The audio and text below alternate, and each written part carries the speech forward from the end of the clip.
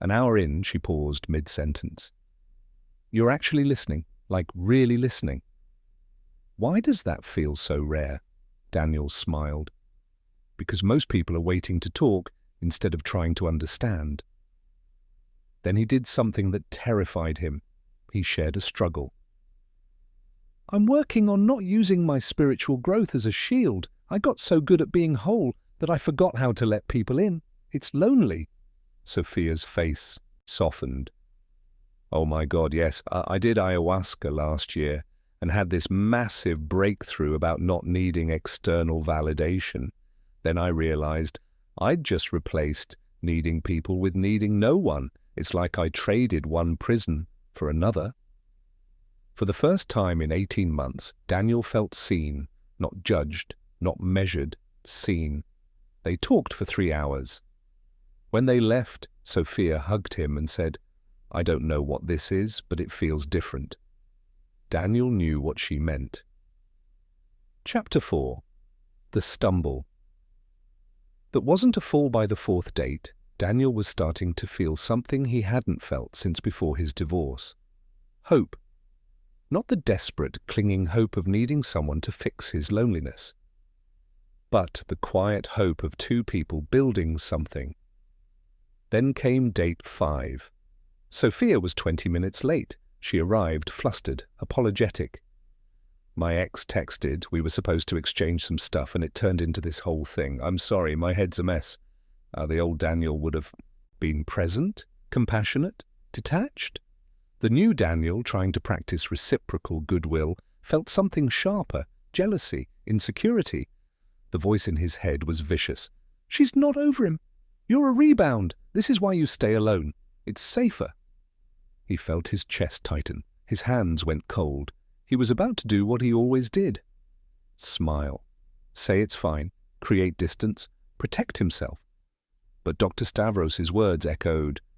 Vulnerability is letting someone witness your humanity while you save yourself. He took a breath. Can I be honest? That triggered something in me. Not because you did anything wrong, but because I'm realizing I'm not as detached as I thought. I actually care about this, about you. And that scares me. Sophia's eyes widened, then softened. You just said the most attractive thing anyone's ever said to me. What? You were real, not spiritual bypassing, not pretending to be unbothered, just real. They talked for 2 hours about exes, triggers, fears. It wasn't pretty. It wasn't enlightened. It was messy and human and honest.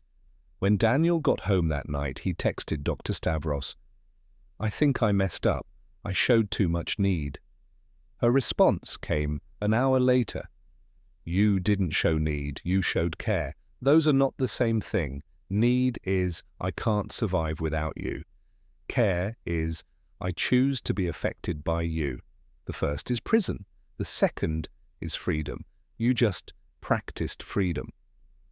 A Stanford study on long-term relationship success, tracking 500 couples over 20 years, found that partners who could express emotional risk saying, I'm scared or I care about you instead of hiding behind composure, reported 71% higher relationship satisfaction and 58% lower divorce rates.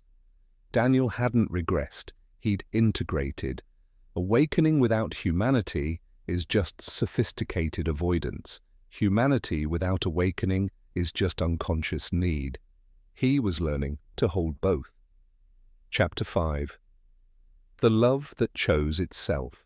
6 months later, Daniel sat in Dr. Stavros's office for what would be their last session.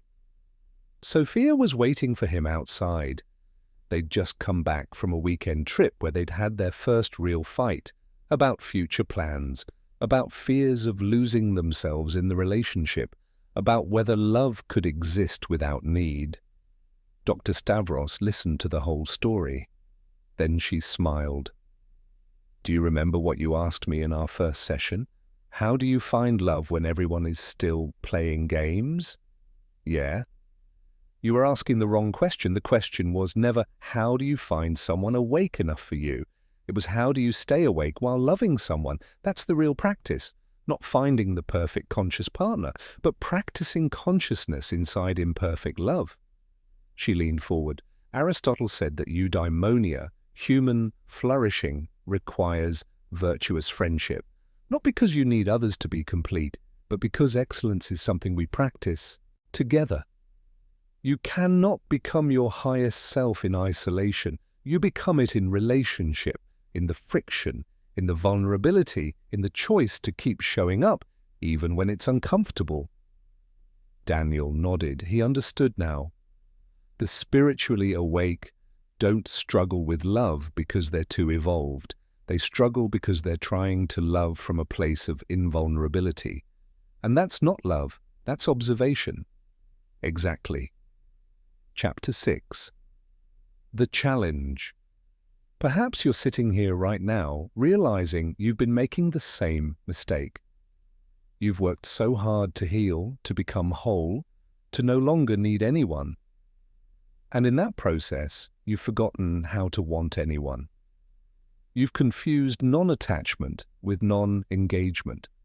Here's what I want you to understand.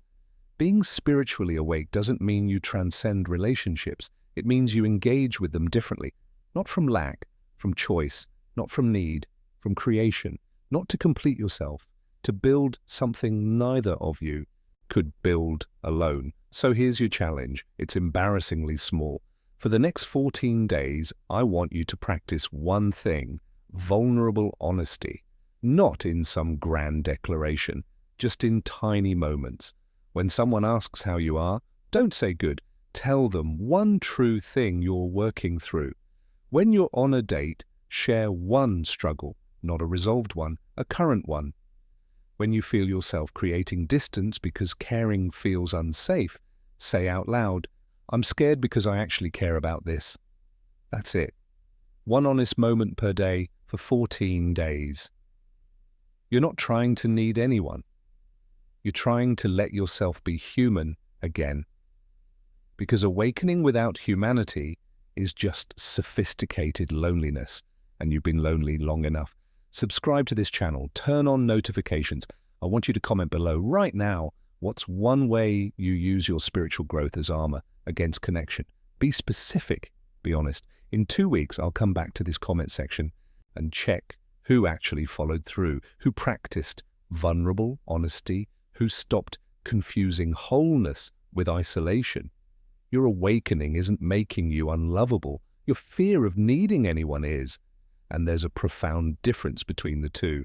If you've made it this far, thank you for your attention. See you in the next video. Remember, walk with honor, follow the path, be present.